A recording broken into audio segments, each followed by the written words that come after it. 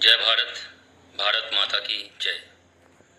मैं लैंस नायक पार्किन Dasgupta Indian army signal corps में पिछले 12 साल से सेवा दे रहा हूँ और मैं अपने देश के विभिन्न क्षेत्र में काफ़ी से क्षेत्रों में के सीमा में मैंने अपना सेवा दे चुका हूँ और दे भी रहा हूँ। मैं जम्मू कश्मीर में जब उरी अटैक हुआ था उस टाइम पाकिस्तान पालमवाला बॉर्डर अखनूर सेक्टर में ड्यूटी में तैनात था। उसके बाद नगरोटा अटैक जब हुआ तभी भी मैं 10 इन्फेंट्री सिग्नल रेजिमेंट में अखनूर सेक्टर में ड्यूटी पे तैनात था। हम दुश्मनों से काफ़ी लड़े और कभी भी हम एक सोल्जर कभी अपने माँ भारती पे आँख उठाने कभी नहीं दिए। हमारा ट्रेनिंग हमें ये सिखाया जाता है कि देश को जब आपकी ज़रूरत पड़े तो एक सोल्जर कभी पीठ दिखा के आता नहीं है। तो हम फौजी कभी अपने माँ भारती के ऊपर कोई आँच आने नहीं देते हैं। आज बड़े अफसोस के साथ बोलना पड़ रहा है, मैं अभी छुट्टी में हूँ और बड़े अफसोस के साथ बोलना पड़ रहा है कि मेरा घर पश्चिम बंगाल में है। मैं पश्चिम बंगाल के बारासात पुलिस स्टेशन है यहाँ पे, मैं यहाँ का रहने वाला हूँ बारासात। और मैं अभी छुट्टी में हूँ, पिछले 7-8 दिन हो गया मैं छुट्टी में हूँ। मेरे परिवार में मेरे माँ है, मेरा पिताजी है, मेरा वाइफ है, बच्ची है, भैया है। आज वीडियो बनाने का एक ही मकसद है कि 2 तारीख को बंगाल में विधानसभा के चुनाव का परिणाम आ चुका है। हमें सबको पता है कि तृणमूल कांग्रेस ने 200 से अधिक सीट पाके पूरे जनता का प्यार मिलके उन्होंने आज शपथ लिया, हमारे इस राज्य के मुख्यमंत्री बने और हम उनको बधाई देते हैं। ये बहुत अच्छी बात है और हर चीज़ एक गेम की तरह है कि हाँ, पॉलिटिक्स भी एक गेम है कि खेलने का गेम जो यहाँ पे चल रहा है। तो खेल कूद में हार जीत, हर चीज़ में हार जीत चलता रहता है, लेकिन जब खेल के मैदान में हो तब हम एक दूसरे को हराने की कोशिश करते हैं। और जब खेल ख़त्म हो जाता है, हम भारतीय, चाहे भारतीय हो चाहे पूरे दुनिया में, पूरे विश्व में, खेल के मैदान के बाहर हम एक दूसरे का दोस्त होते हैं। मैं कोई पॉलिटिकल बात नहीं कर रहा हूँ, ना ही कोई पॉलिटिकल मेरे बात करने का इशू है। मेरे जो माताजी है, मेरी जो मम्मी श्यामोली दासगुप्ता, मेरी मम्मी श्रीमती श्यामोली दासगुप्ता, अब ये हिंदुस्तान ऐसा देश है, इसमें हमें कॉन्स्टिट्यूशन ये अधिकार देते हैं कि आप कोई सा भी पार्टी को, कोई भी राजनीतिक दल को आप सपोर्ट कर सकते हो। ये हमारा कॉन्स्टिट्यूशन का अधिकार है और इस अधिकार को हमसे कोई नहीं छीन सकता है। आज मुझे ममता बनर्जी का अगर आदर्श पसंद हो तो मैं उनके आदर्श पे चलूँगा, अगर मुझे मोदी जी का आदर्श पसंद हो तो मैं उनके आदर्श पे चलूँगा, अगर मुझे अखिलेश यादव जी का आदर्श पसंद हो तो मैं उनके हिसाब से चलूँगा। तो ये कॉन्स्टिट्यूशन हमें ये अधिकार देता है, ये अधिकार देती है कि हम कोई सा भी पार्टी को पसंद कर सकते हैं और उनके प्रचार में जा सकते हैं, ठीक है। तो इसका मतलब ये नहीं कि आप कोई पार्टी कर रहे हो और आपके पार्टी हार जाए तो फिर जो पार्टी आया है सत्ता पे, जो पार्टी आया है वो उसके कार्यकर्ता के जो हार गए उनके कार्यकर्ता के ऊपर ऐसा वो मत कीजिए। उसके कार्यकर्ता सॉरी, बीच में मेरा एक फ़ोन आ गया था। तो ये कॉन्स्टिट्यूशन हमें ये अधिकार देता है कि हम कोई भी राजनीतिक दल को चुन सकते हैं, उनके राह पे चल सकते हैं, भले ही वो रूलिंग हो, भले ही वो अपोजिशन हो। तो मेरा कहने का मतलब ये है, मेरी मदर वो भारतीय जनता पार्टी के कार्यकर्ता थी और है भी। तो जब ये रिजल्ट फाइनल हुआ, मेरा घर है पश्चिम बंगाल के, आपको पहले ही बता चुका हूँ, Barasat district, north 24 Pargana district में बारासात में मेरा घर है। तो मेरे घर के नीचे एक बीजेपी के, भारतीय जनता पार्टी का एक छोटा सा पार्टी ऑफिस भी था। तो जब चुनाव का रिजल्ट आया, उसके एक दिन बाद, मैं असली मुद्दे पे आ रहा हूँ, उसके एक दिन बाद अचानक सुबह 10 बजे, 3 तारीख को सुबह 10 बजे उस पार्टी ऑफिस के अंदर टीएमसी के कुछ गुंडों ने आके तुरंत 5 मिनट के अंदर लॉक किया हुआ पूरा दरवाज़ा तोड़ के, उसके अंदर तोड़ फोड़ के टीवी, बाइक, मेरा खुद का बाइक था, मेरा स्कूटी, मेरा और एक बाइक, और दुकान में जो भी फोटोज़ वगैरह जो भी थे, सब तोड़ फोड़ के एकदम तहस नहस करके चले गए। मैं जब तक उनको पकड़ सकूं तब तक वो तहस नहस करके तहलका मचा के भाग गया। फिर मैंने सोचा कोई बात नहीं, ये हो सकता है, ऐसी कोई बड़ी बात नहीं है, क्योंकि चलो ठीक है, पार्टी ऑफिस है, ये हो गया। हाँ, तो इनको पसंद नहीं है कि हमारे सत्ता पे दूसरा कोई पार्टी रहे, ये हम सब चाहते हैं। मैं कोई पार्टी का हिस्सा नहीं हूँ, मेरी मदर है, मैं फौजी हूँ, फिर भी एक बार बोल रहा हूँ। उसके बाद 3 तारीख को उसके बाद मैं पुलिस को इन्फॉर्म किया, तुरंत पुलिस आई, बारासात पुलिस स्टेशन के पुलिस आई, रेस्क्यू किया, नाम नोट किया, क्या क्या हुआ, क्या क्या नहीं हुआ, सब कुछ नोट किया, फिर वो चले गए। उसके बाद मैं शाम को गया पुलिस स्टेशन में, उन्होंने बोला कि ये दाखिला करवाइए, एफआईआर दर्ज करवाइए। हमने एफआईआर करके आ गया 8 बजे तक। उसके बाद रात को 9 बजे, उसके बाद 3 तारीख रात को 9 बजे अचानक से टीएमसी के कम से कम 20 से 25-30, मुझे आई हैव नो आइडिया, बहुत सारे लोग आए, इकट्ठा होते रहे हमारे घर के सामने। और हम जहाँ पे रहते हैं, यहाँ के लोग बड़े शांत लोग हैं, बड़े अच्छे लोग हैं, बहुत अच्छा इलाका है। हमारे जो नेबर्स है, हमारे जो पड़ोसी है, जो भी है हम आसपास में, बड़े शांत और बहुत अच्छे लोग हैं। इनको वायलेंस कभी पसंद नहीं है, किसी भी घर में नहीं है। अचानक टीएमसी के लोग इकट्ठा होते रहे, तब मुझे शक हो गया कि कुछ होने वाला है। फिर मैं थाने पे रिंग कर दिया कि सर, मैं आर्मी से बोल रहा हूँ, फौजी बोल रहा हूँ, मेरे घर में सुबह जो हुआ था, हो सकता है फिर दोबारा हो जाए, ऐसे लोग इकट्ठा हो रहे हैं। तो पुलिस वालों ने मुझे जवाब में ये दिया कि हम आ रहे हैं। उन्होंने मुझे बोला कि हम आ रहे हैं, लेकिन 1 घंटे तक मैं फ़ोन करता रहा। मैं कानून अपने हाथ में नहीं लिया और ना लेना चाहता हूँ।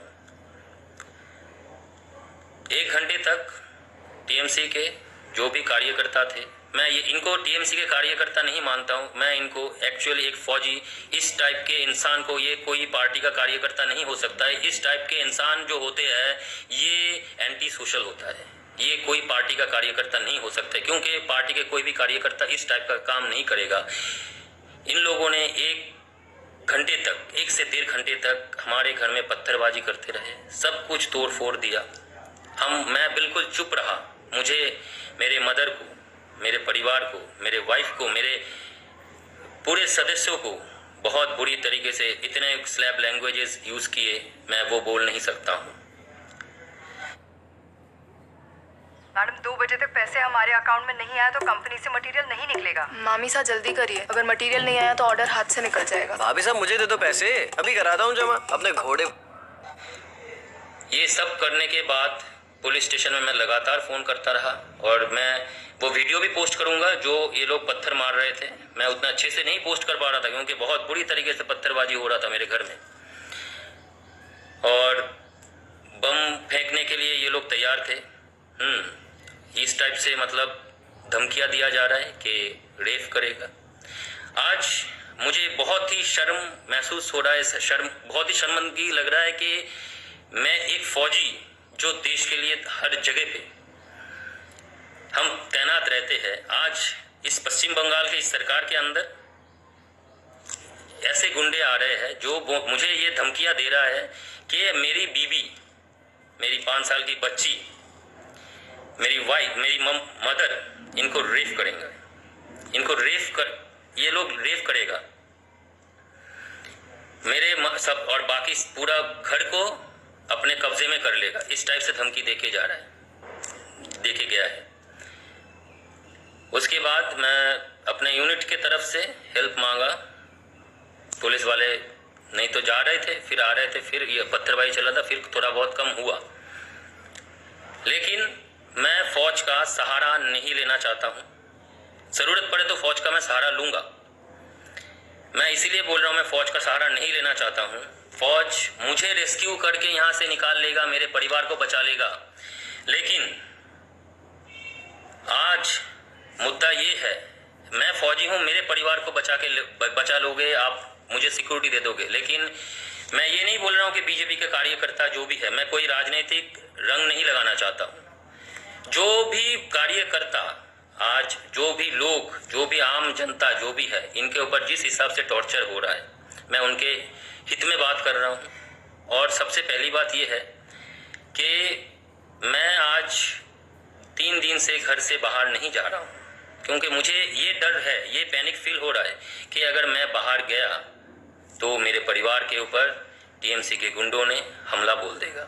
अगर फौजी रहते हुए ही ये फौजी के घर में इस टाइप से बर्ताव हो रहा है, तो फौजी अगर यहाँ से हिल गया तो और भी कुछ कर सकता है। मैं बंगाली में भी बोल सकता था, मैं इसीलिए बंगाली में नहीं बोल रहा हूँ। मेरा नेटिव लैंग्वेज बंगाली है और मैं बंगाली में इसीलिए नहीं बोल रहा हूँ क्योंकि मेरा ये आवाज़ है, ये जो, क्योंकि हम हिंदुस्तानी हैं, हमारे हिंदी जो हमारा राष्ट्रभाषा है, मैं इसीलिए, ताकि ये हर एक व्यक्ति के कान तक जाए, हिंदुस्तान के हर कोने कोने तक ये कान में जाए कि बंगाल में क्या चल रहा है, कौन कर रहा है, क्यों कर रहे हैं। चुनाव का रिजल्ट तो आ गया है, ममता बनर्जी अपना सत्ता पे, अपने गद्दी पे आ गई है, शपथ ले चुकी है। तो ये वायलेंस क्यों परिवार के औरत लोग, कोई भी अपना सिक्योरिटी क्यों नहीं महसूस कर रहा है। लोग डर रहे हैं, आम लोग डर रहे हैं, आम लोग डर रहे हैं, दुकान नहीं खोल पा रहे हैं, चाहे वो टीएमसी का हो, चाहे बीजेपी का कार्यकर्ता हो, चाहे कोई भी बिना दल के कोई भी हो, कि अभी यहाँ पे तांडव होने वाला है, कुछ भी हो जाएगा। दुकान लूट रहा है, गैंग रेप हो रहा है, और ये मैं खबर देख के नहीं बोल रहा हूँ, आंखों देखा हाल बोल रहा हूँ। मैं now I mean Calcutta, Barasat. तो मैं मुख्यमंत्री जी, प्रधानमंत्री जी, अपने डिफेंस मिनिस्टर राजनाथ सिंह जी और अपना जनरल साहब MM नरवाने साहब को मैं ये वार्ता देना चाहता हूँ। मैं जो छुट्टी में हूँ, छुट्टी में बढ़ाऊँगा, और उसके बाद भी छुट्टी ना बढ़े, मैं जब तक अपने परिवार को सेफ महसूस नहीं करूँगा तब तक मैं ड्यूटी ज्वाइन नहीं करूँगा। भले ही मेरा सर्विस चली जाए, जब तक मैं अपने परिवार को सेफ महसूस नहीं करूँगा कि हाँ, मेरा परिवार को मैं छोड़ के अपने सीमा पे मैं रक्षा के लिए जा रहा हूँ, तब तक मैं ड्यूटी में नहीं जाऊँगा। भले ही मेरा सर्विस मैं डिस्चार्ज हो जाऊँ, मुझे कोई फ़र्क नहीं पड़ता है, क्योंकि हम फौजी अगर देश के सीमा को रक्षा करने के लिए अपने जान कुर्बान कर सकते हैं, तो ये मेरा परिवार है। मैं अपने माँ बाप, अपने परिवार को बचाने के लिए मैं अपना जान कुर्बान करने के लिए तैयार हूँ। और मैं उन गुंडों से अभी भी धमकी दे रहा हूँ, अगर कुछ भी करने की कोशिश किया तो मैं घर में हूँ। अगर घर वालों के ऊपर कुछ भी हो जाता है तो मैं अभी हथियार उठाने पे, मैं किसी भी तरीके से अपने परिवार की रक्षा करूँगा। भले पुलिस प्रशासन इसका हेल्प कर पाए ना कर पाए, मैं कोशिश करूंगा कि मैं अपने कॉन्स्टिट्यूशन को अपने हाथ पे ना उठाऊं। अगर उठाना पड़े तो फिर वो मैं अपने आत्मरक्षा के लिए, अपने परिवार की रक्षा के लिए, अपने माँ भारती की रक्षा के लिए, अपने परिवार की रक्षा करने के लिए मैं इस टाइप से कोई कदम उठाऊंगा। क्योंकि बंगाल में अभी डिफेंस करने का कोई जगह नहीं बचा है। यहाँ पे कोई किसी का बात नहीं सुन रहा है। यहाँ पे लोग, यहाँ पे जो एंटी सोशल है, जो ये टीएमसी के कार्यकर्ता जो भी है, ये लोग इंसानियत भूल गए हैं, कुछ भी करने के लिए उतर आए। अगर ये कुछ करने के लिए उतर आए तो मैं अपने परिवार की रक्षा के लिए, एक फौजी जैसे सीमा पे रहता है, मैं अपने परिवार की रक्षा के लिए मैं अपने घर में ही रहूंगा, परिवार को रक्षा दूंगा।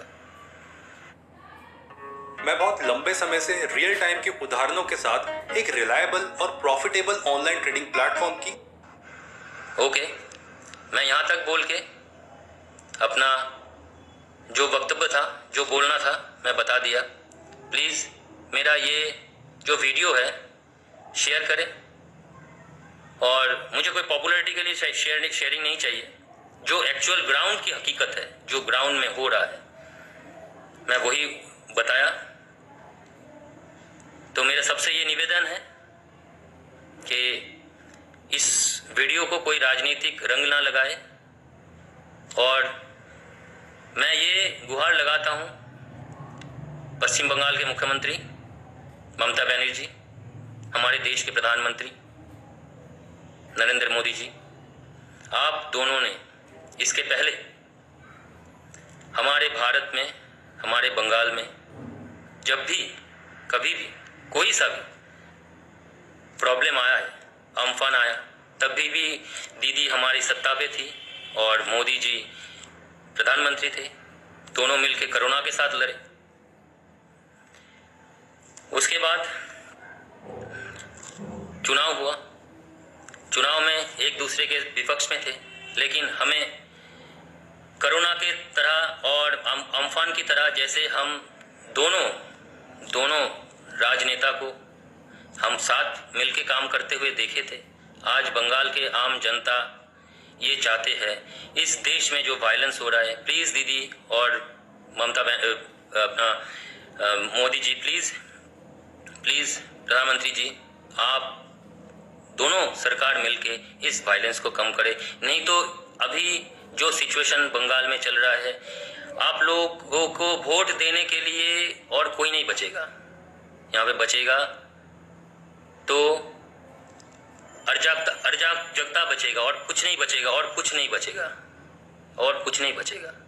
बंगाल को बचाइए, दोनों में आप दोनों सरकार से यही निवेदन है, प्लीज़ बंगाल को बचाइए, इस वायलेंस को कम कीजिए, और हमको, हमारे परिवार को, सारे बंगाल के वासियों को इस टाइम से आप लोग मुक्ति दीजिए। ये बोल के मैं अपना वक्तव्य समाप्त करता हूँ। कोई गलती हो तो माफ़ कर देना। जय हिंद, जय भारत, भारत माता की जय।